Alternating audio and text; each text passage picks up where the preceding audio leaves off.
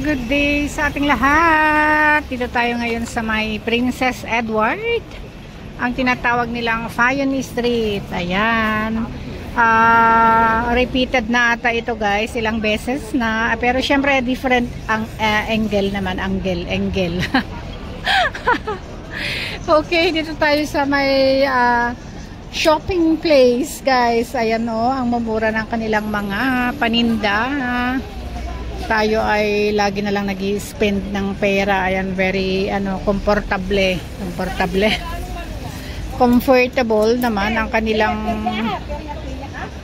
mga paninda. Ayan, yung mga gusto mag-shopping dyan pag nandito kayo sa Hong Kong. Dito sa Hong Kong guys, sa may Prince Edward.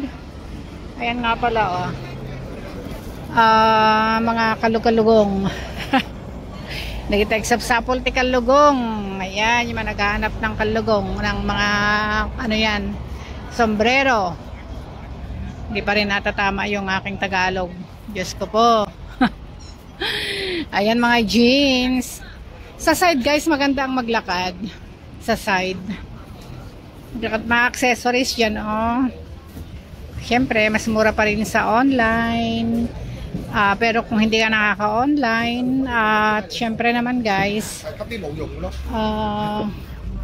maigi na rin minsan pag dito ka sa shops bibili kasi nakikita mo, ma-approsam ka siya. Kumbaga, alam mo na yung kalidad ng tela. Katulad nito, magaganda rin siya. Alam mo na yung tela niya. Ayan komportable ka sa tela. Maganda ang kanyang tela guys. Maganda siya. Ang tela niya maganda. Ayan, meron ako nito. Maganda ang tela. So, yun lang kasi guys, pag sa online, hindi ka sure. Kasi even na magkamukha yung binili mong item, hindi mo rin alam kung yung quality ay okay. So, ito yung sa katulad din ng night market sa palengke, pero eto guys, dito sa tinatawag nilang Fayon Street. So eto yung mga ukay-ukay din na export. Ayan, ang quality nila magaganda. Ayan. Dito tayo sa gilid kasi sa gitna guys, iba't iba ring mga shop, sari-sari ang paninda, may mga prutas din sa gitna. Dito din naman sa gilid. Dito tayo sa gilid guys para explore natin ang mga shops. Ito yung sa nail. Wala na guys. Mas mura kasi sa China ang gawa nila. So ito. Ayan mga pang-export guys. Ito yung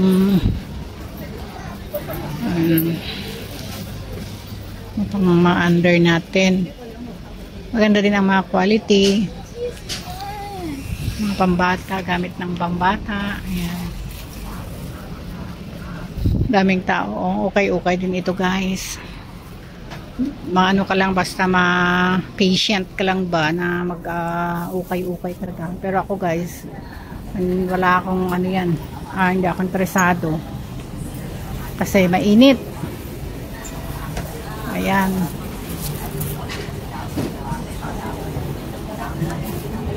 Hindi ka tagkalkal ng pudpudot. Hindi lang pinahilan. Mga sapatos din. Tagki 20, 30. Ayan. May sweater nga pang yung summer. May nipis. Mga handbags din. Mga bags. Mamurahing bag. Telephone accessories. Ito naman yung pang tiles ba? Pang tiles. Pang dikit sa tiles. Diba?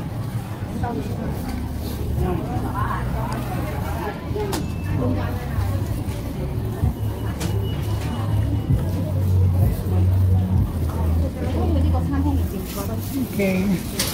Pag ganitong Saturday guys, ayan ang mga tao, syempre libot-libot, nagpapa-relax. Ayan. Pero pag ganitong weekend guys, mostly mga tao nasa China na. Ito ang ganda $60 lang. Kaso hindi naman natin magamit guys. Kasi tayo naman ay ang trabaho natin ngayon hindi na sa opisina. Hindi na katulad ng dati na sa opisina, pwede tayong magpaganda-ganda ng damit. Ang trabaho natin guys ngayon ay laborer na. Mga tuwalya-tuwalya. Ang quality guys, maganda talaga ang mga quality nila. Ay, ang kapal nito.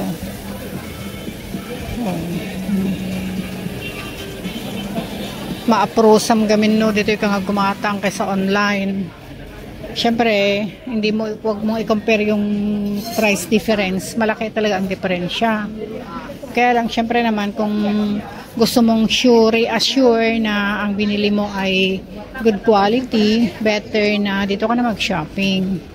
Pero kung yung bibilhin mo naman is not that much important, it doesn't matter naman yung quality, sa online na kasi mas mura talaga. Ito naman yung eyeglass na nagseserve ng mga OFW na pwede pang guys, pwedeng installment daw. Pero sa China naman is very cheap na ang eyeglass. Ayan. Ito naman accessories din, laki. Ito kailangan ko atang papasok dito.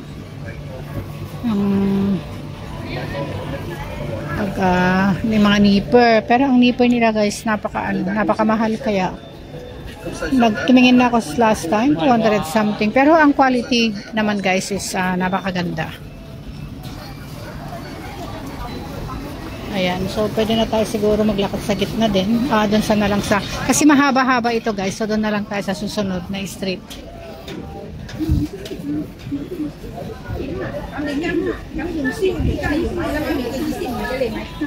Dami.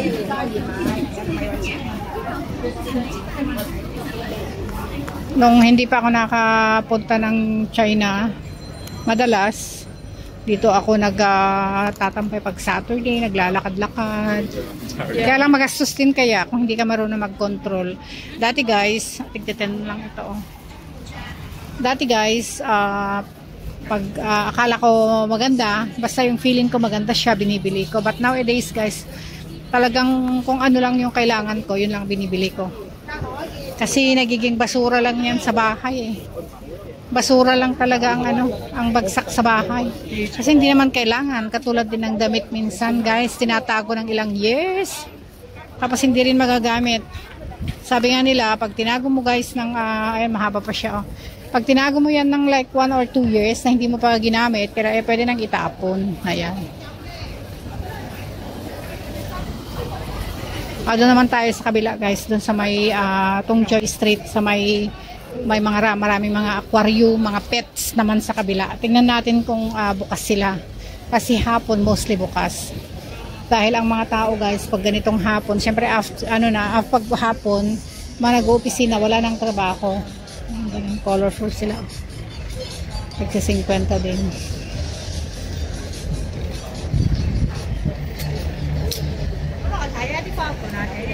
Malaki lang. Maganda naman ang gaganda talaga ng quality. Maganda talaga ang quality nila. Iba talaga. Maganda talaga ang quality. Gusto ko rin yung nila. Maganda talaga ang quality nila.